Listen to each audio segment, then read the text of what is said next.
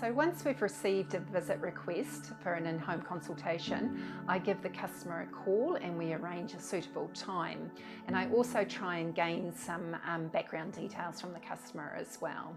So when I first arrive, we spend a bit of time discussing the customer's needs, and we take into account aspects such as sun control, maybe privacy from the neighbours, and also we look at existing decor and functionality as well.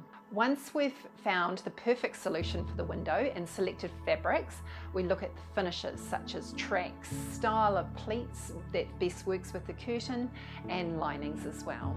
Then I spend a bit of time measuring the windows. Generally within 24 hours, I will email a proposal through to the customer. On acceptance of the proposal, the curtains or blinds are made to the customer's requirements. Once the curtains are made, our professional installation team contacts the customer to arrange an installation time.